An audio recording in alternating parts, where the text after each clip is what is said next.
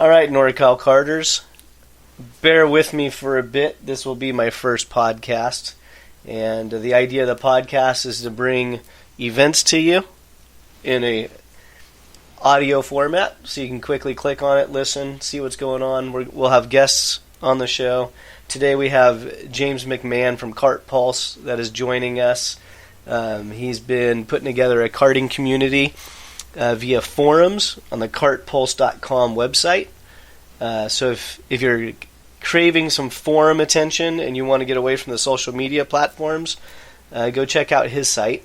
James, you want to say anything to anybody? Thanks for having me. Yeah, no, thanks for joining. You're my guinea pig. Right?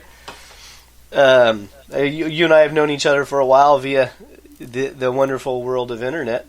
Right. I like what you're doing there with Kart Pulse, and I think we need more projects like that just to get karting. We need to grow it. So right. That's the whole point of this podcast, is bringing more people to the track. I think that's a good plan. Yep. Yeah. And I look at Kart Pulse, and it's with the forums. I see there's a good community that's engaging, and a lot of helpful people on there, and a lot of good information. And again, that's what we need. We need to get the information out there. We need to make the sport more accessible. So thank you for taking the time and not making any money on a website, because it's a passion project. So it's much appreciated. Yeah, no worries. I mean, there was a void that was left open, let's say, for kart racers to talk about kart racing in a more, I don't know, I guess in a deeper sense, and kind of get stuck into topics. So that's kind of where the forum started out, and just kind of a bit of a reset of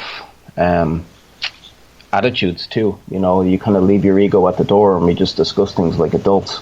And sometimes that doesn't happen in social media. So that's kind of what our goal was, to be a break from social media and to give it a reason to exist. Lots of people have set up forums, but that doesn't do anything.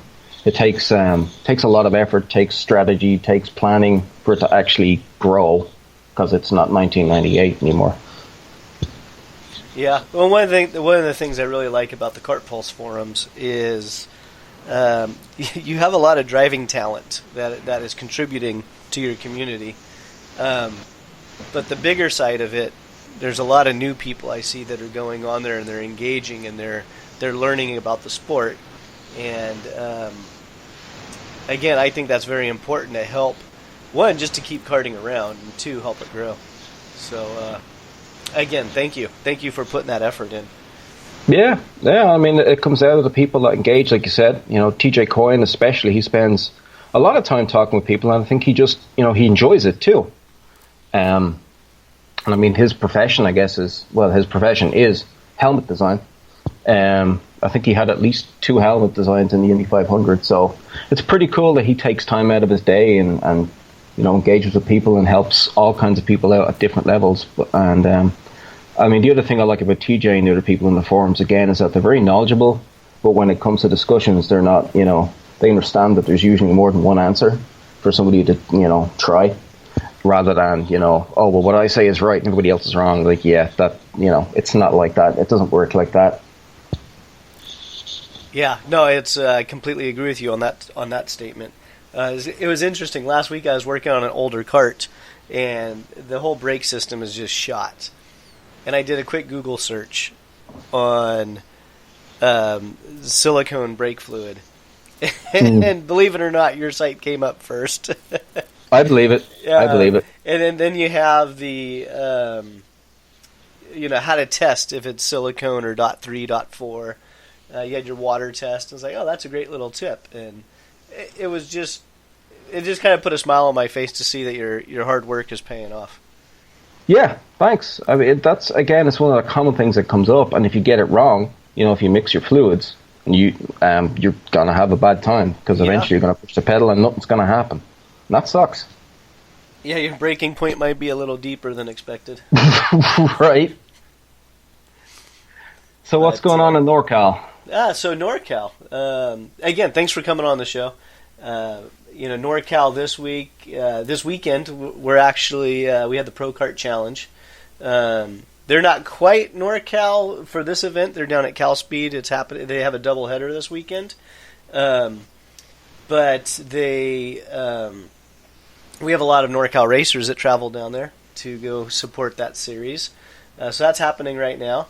Next week, we have a couple of events coming up. It's one is Father's Day, so I'm hoping I get another tie or something. I don't know.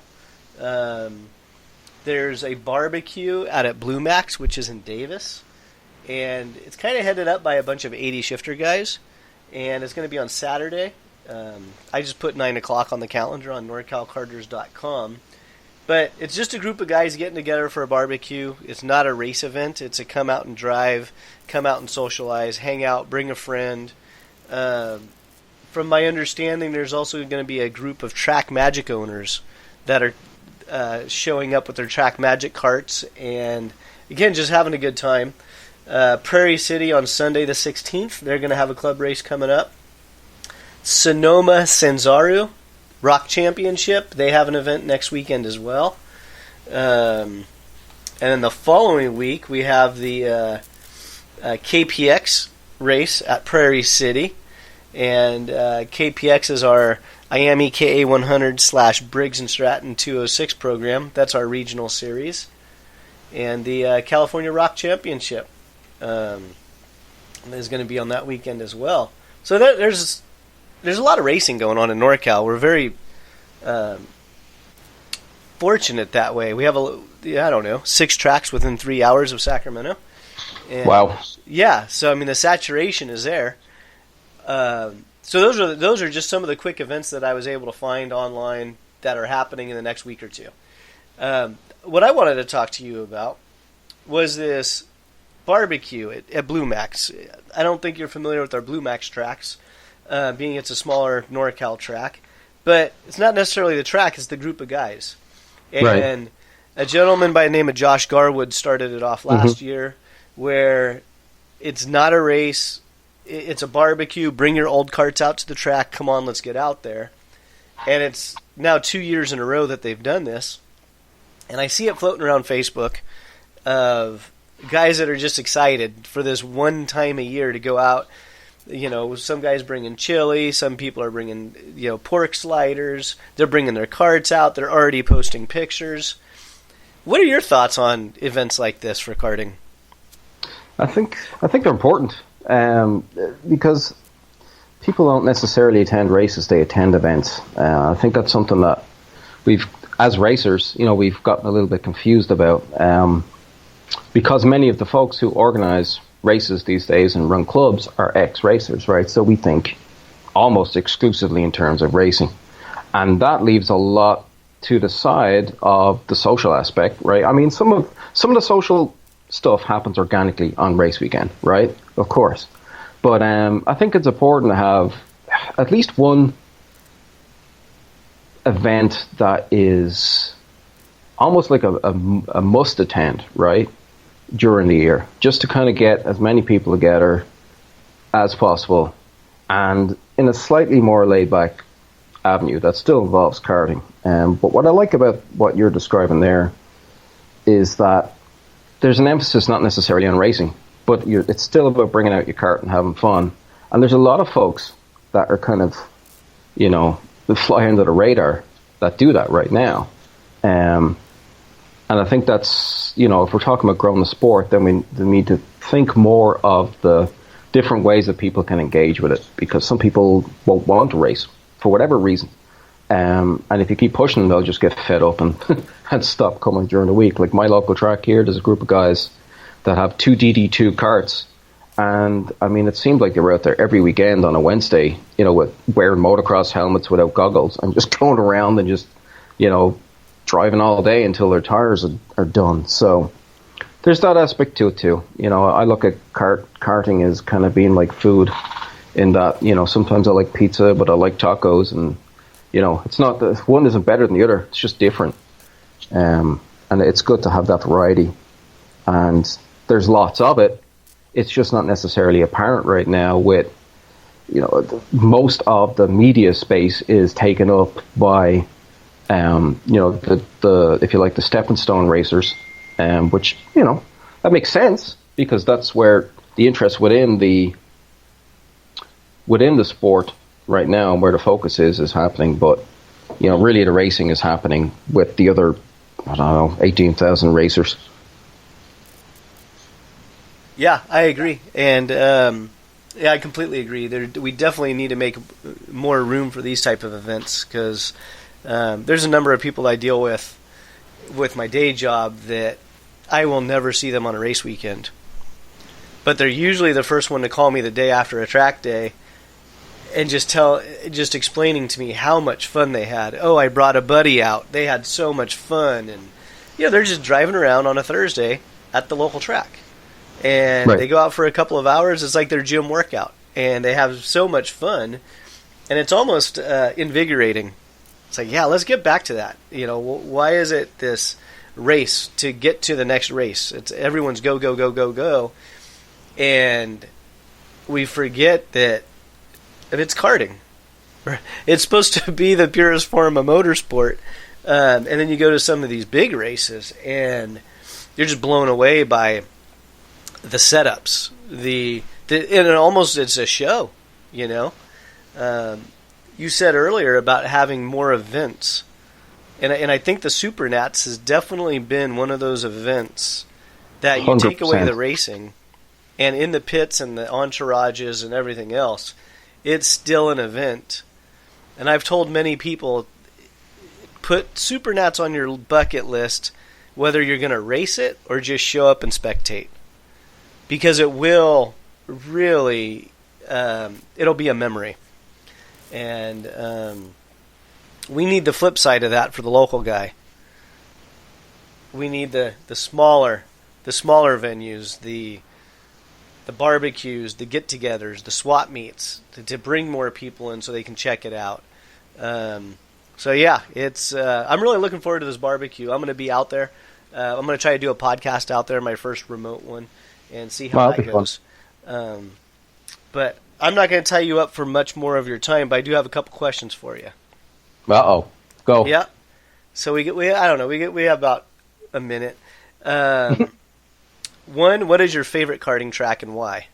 Oh, that's a hard one. All right, I'm originally from Ireland, so my favorite kart track there, I think, is a place called Watergrass Hill in Cork. It's got a great cadence to it. It's a really good place for overtaking, and it's deceptively difficult in some ways. Like the first turn, right as you turn in, the track just drops away. And it's just a really fun track. In the US, again, sprint track, probably US Air. Okay. What's you done? Shawano, right? Shawano. Again, same thing. You've got undulations and all sorts of stuff. And then road course, I think Groton in Michigan. Okay. It's just insane. It's like a roller coaster. Man, you covered all the type of karting except for oval. Hey, I'd cover oval if I could do some. And then it's like food to me. I'll try it all. Yeah, the last question for you, James. Again, this is James McMahon from kartpulse.com. Go check him out. What is the one driving tip that someone has shared with you or you've learned over the years, the number one that always sticks in your head when you're in a kart? Earlier on I said don't effing crash, right? But to be serious, I thought more about it. I think the best piece of advice that really stuck with me, and it's super simple, but it's like, don't let the kart control you. You control the kart, and you tell it where to go. And that's something that was said to me like before I actually started kart racing, but when I was doing indoor stuff. Not that that's not racing, but when you were doing indoor leagues and stuff, and one of the guys said to me, like, look, you're letting the kart tell you what to do. Like, just grab it and tell it where you want to go.